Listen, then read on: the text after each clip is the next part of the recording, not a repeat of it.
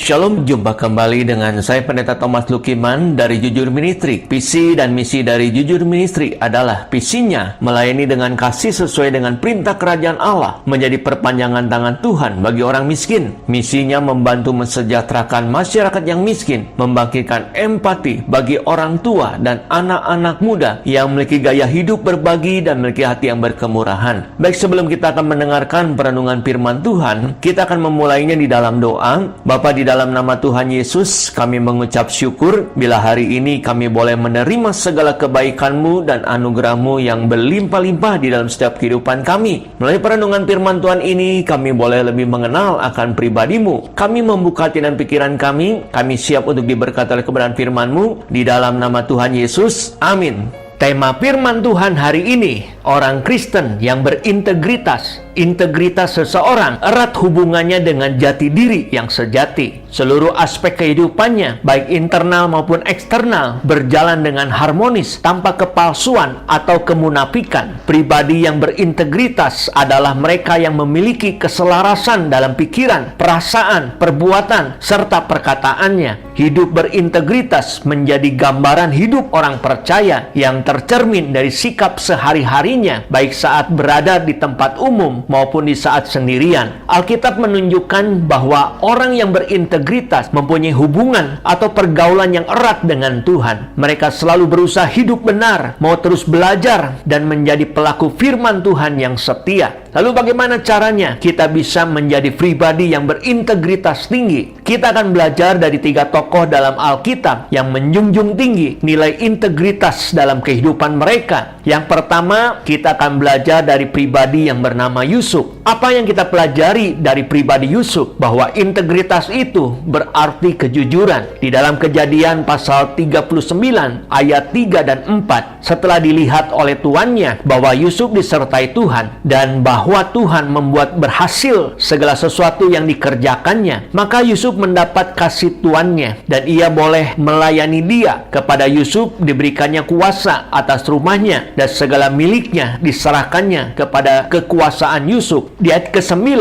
bahkan di rumah ini ia tidak lebih besar kuasanya daripadaku, dan tiada yang tidak diserahkannya kepadaku selain daripada engkau, sebab engkau istrinya. Bagaimanakah mungkin aku melakukan kejahatan yang besar ini dan berbuat dosa terhadap Allah? Berkat integritasnya dan Yusuf percaya pada jasanya untuk mengurus rumah dan aset tuannya yang bernama Potifar. Dengan kekuasaan yang besar itu, Yusuf mempunyai banyak kesempatan untuk menyalahgunakan wewenangnya. Namun karena rasa hormatnya kepada Tuhan, ia menolak diajak berzina oleh istri majikannya, dan Yusuf memilih untuk lari meninggalkan istri Potifar. Bahkan Yusuf harus menerima resikonya, yaitu difitnah dan dimasukkan ke dalam penjara. Seringkah kita meremehkan keputusan dalam hidup kita? Maukah kita mendambakan kenikmatan sesaat yang akan memberi dampak buruk di kemudian hari? Gunakanlah kesempatan hidup ini untuk mengambil keputusan-keputusan yang benar di dalam Tuhan. Ketika semua kolega Anda menyalahgunakan dana atau properti perusahaan, akankah Anda akan ikut-ikutan juga untuk melakukan korupsi? Jika Anda pelajar, Anda juga harus berintegritas. Misalnya, jujur dalam mengisi daftar hadir dan mengerjakan skripsi dengan tidak menjiplak atau membayar orang untuk melakukannya. Integritas berarti dapat dipercaya, jujur, dan setia pada hal yang benar. Dan kita menjadi orang yang bisa dipercaya jika perkataan kita sejalan dengan perbuatan kita. Yang kedua, kita akan belajar dari pribadi yang bernama Daniel. Apa yang kita pelajari dari pribadi Daniel? Ternyata bahwa integritas itu berarti komitmen. Di dalam Daniel pasal 6 ayat 8, semua pejabat tinggi kerajaan ini, semua pengusaha dan wakil raja, para menteri dan bupati telah mufakat supaya dikeluarkan kiranya suatu penetapan raja dan ditetapkannya suatu larangan, agar barang siapa yang dalam 30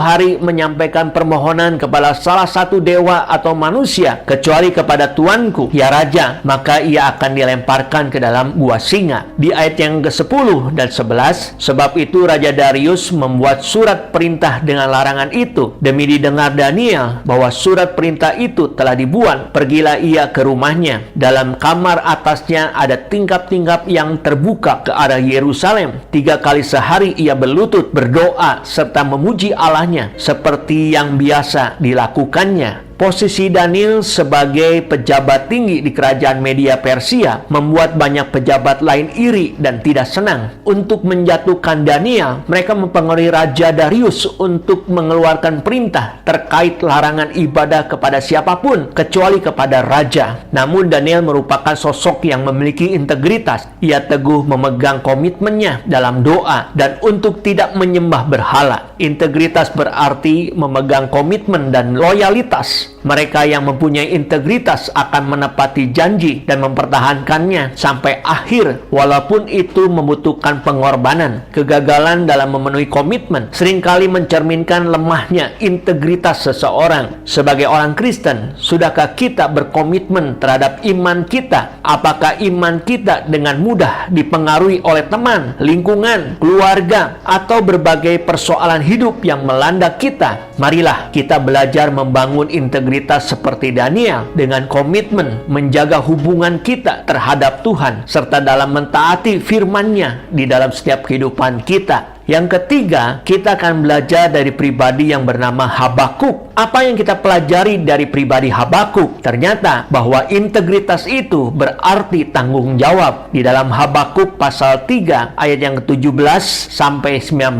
sekalipun pohon ara tidak berbunga, pohon anggur tidak berbuah, hasil pohon zaitun gagal. Meskipun ladang-ladang tidak menghasilkan bahan makanan, kambing domba terhalau dari kurungan, dan tidak ada lembu sapi dalam kandang, namun aku akan membawa sorak di dalam Tuhan, beria-ria di dalam Allah yang menyelamatkan aku. Allah Tuhanku itu kekuatanku. Ia membuat kakiku seperti kaki rusa. Ia membiarkan aku berjejak di bukit-bukitku. Habakuk dikenal sebagai nabi yang memiliki integritas dalam kepemimpinannya. Situasi sulit yang dihadapinya seperti ketidakadilan dan kekerasan tidak membuat ia meninggalkan Allah. Habakuk tetap berharap dan percaya bahwa Tuhan akan menegakkan keadilan atas orang yang benar. Integritas berarti mau menerima tanggung jawab dan memiliki sikap bertanggung jawab. Ini bukti sebagai tanda kedewasaan pribadi kita. Pribadi berintegritas adalah mereka yang siap mengambil resiko, memperbaiki keadaan, serta menjalankan kewajibannya sebaik mungkin meskipun dalam keadaan sulit. Orang Kristen yang punya integritas mampu menjaga komunikasinya kepada Tuhan meskipun keadaannya sedang tidak baik-baik saja atau sedang ditimpa kesukaran. Contohnya, kita dicurangi dalam pekerjaan, memimpin orang lain yang tidak menyukai kita. Apakah kita tetap setia, percaya, dan tetap mengandalkan Tuhan? Hidup berintegritas juga berarti hidup yang berpadanan dengan Kristus. Di dalam Filipi pasal 2 ayat 5, hendaklah kamu dalam hidupmu bersama menaruh pikiran dan perasaan yang terdapat juga di dalam Kristus Yesus. Di tengah banyaknya kepalsuan dan kepura-puraan di dunia ini, kita sebagai orang Kristen sebenarnya sudah punya pondasi yang benar, yaitu Tuhan. Jadi padankanlah hidup kita dengan pikiran dan perasaan Kristus. Dengan demikian, integritas kita